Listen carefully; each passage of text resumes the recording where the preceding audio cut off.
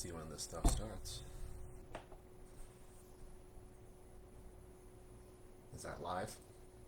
I mean, I'm seeing something recording here, so I can only assume that we're going live on stuff. So let's jump right into it because Facebook is going to be a pain in the ass. Like usual, we all know this. Facebook can be a pain in the ass. So we're going to hop into it and take it from there. So honestly, today, super quick for a couple reasons. One, it's summer. My kids are running around the house. And number two, this is simple stuff and I want to keep it easily digestible. So I want to talk about some of the mistakes that I see, not just tactical brands, but just companies in general making, because as a business owner, you're trying to do a million things at once. You're trying to do things as quickly, efficiently as possible, and sometimes as simply as possible. So, someone who's never heard of your company, they get shown the same message as someone who's watching every YouTube video or follows you on IG, or they have a bunch of products in their cart. These are different stages, right? So, and then people sit back and wonder, hey, why don't my ads convert? So the reality of the situation is that there's customers at different levels of awareness, right? So when that situation happens, it's because the marketing isn't kind of telling everyone the right thing at the right time. So the job of marketing is to move people from different levels of awareness to the next. It's not to take a person straight out of the cold blue social media and have them become a VIP, right? So you have social media, the free organic posts, paid advertisements, email marketing from a very basic standpoint. Each channel kind of serves a different purpose. So we're going to break it down a little bit here. About 2 seconds when I get these pop-ups off my own screen. Okay, so let's start at the very, very top, social media. And I'll put a little image in here so you can see it later. Very, very top of this funnel, these people have no idea who you are. They don't trust you. They don't fully understand your products. And honestly, they don't really give a shit yet. That's where social media comes in. Social content is not primarily there to sell. Yes, down the line, you'll get people who have been followers for a while. You can post, hey, I got this available, and they'll buy. But 99% of the time, they're just there to earn attention. Okay? So this is, training clips, gear demonstrations, behind the scenes content, product testing, all those things here that you can kind of show that, you're an actual company, you're a real person, you're a small American brand. The goal here is simple.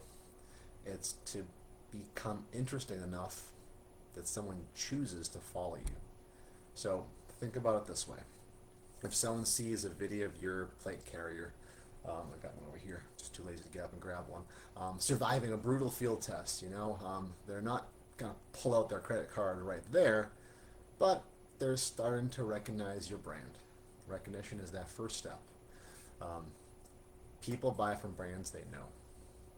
Tactical buyers are often, speaking for myself, even more skeptical than the average consumer. We're evaluating reliability, performance, credibility, and the experience, right? So I want to see proof before the products.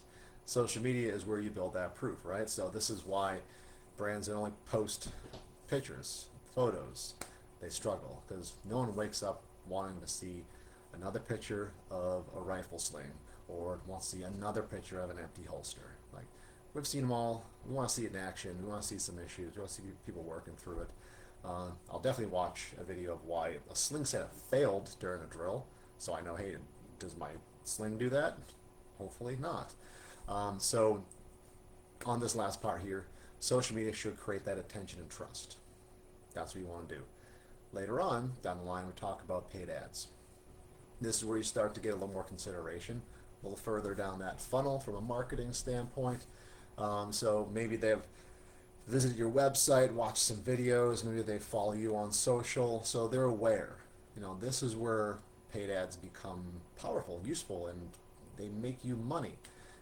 Paid ads allow you to control that conversation and point that barrel at the right people. So instead of hoping someone sees your content organically, you're intentionally putting the right message in front of the right person at the right time. So for tactical brands, we started introducing some offers, not discounts. Offers. It's a kind of a big difference, right? So this could be, hey, get your free guide, get a free training video. Um, it could be a limited release, a customer success story. These things that kind of continue to increase the consideration for people to want to open up their wallet and buy something from you. Um, you're helping the prospect or the potential customer answer the question of, why should I choose this brand instead of everyone else's? So retargeting, super important at this point here. Most people don't buy on their first visit, especially in the tactical industry, especially with some of these higher end firearms. People aren't going to go buy a 2011 just because they saw it one time. They're that's expensive. So we're going to see a lot of touch points, right? We'll research, we'll compare, we'll look at reviews, we ask our friends. We spend time just kind of thinking about it. I know I took about 6 months to end up figuring out what sort of rifle I was going to buy, and I settled on a nice little BCM. Took 6 months of me considering, reading their emails. Retargeting lets you stay in front of them during that process, like those annoying Geico commercials. So maybe they viewed your plate carrier. Maybe they looked at a belt setup. Maybe they added, the rig to the cart. Now you can show ads that specifically relate at that point. The more relevant your message becomes, the higher your conversion rate also becomes with it. Paid ads, it's not about just shouting louder, it's staying directed and relevant. And let's talk about my favorite thing, email marketing. Now we are at the highest level of awareness. They already know you, they already trust you to a certain point, they already raised their hand because they gave you some very important information because they're your email subscribers. And for most brands, this is the most profitable marketing asset that you're going to own, unless you're a crazy influencer and have millions of fans. But for the rest of us, we're going to own that marketing asset. There's no algorithm, no ad spend. You've already spent that maybe, and there's no fighting other competitors for the impressions. It does get a little competitive in inbox, but we just show up there. Think about how much work had to happen before someone joined your emails, how much work they had to do, how much work you had to do. They found you, they engaged with your content, they went to your site, they gave you some personal information. High intent action right here. Okay? So that most tactical brands, they don't really use their email list to the extent that they should. Huge mistake. Email is where the conversions happen. It's where repeat purchases can happen. This is where your customer lifetime value gets built, okay?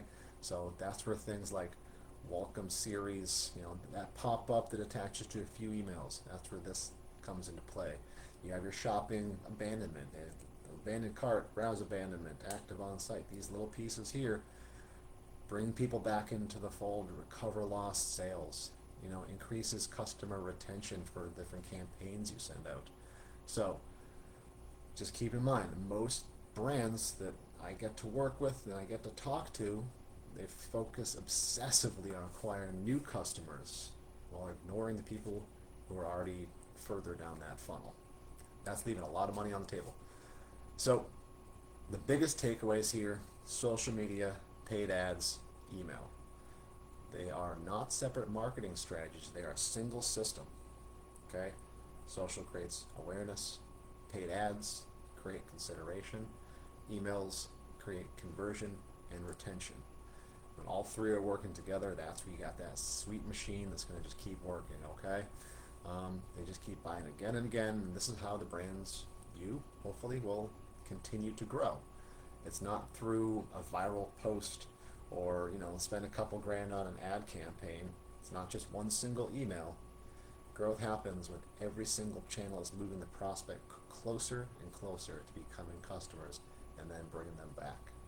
So if you're running a brand today, so you need to ask yourself, where in this funnel am I losing people? Do I have awareness but no conversion? Maybe your email strategy needs a little bit of work. Do you have an amazing product but no one knows you exist? Your content strategy probably needs a little bit of a buffering. So if people are going to your site but not buying, maybe your remarketing and your paid ads need a little bit of work. Marketing becomes a lot simpler when you stop asking, how do I get more sales?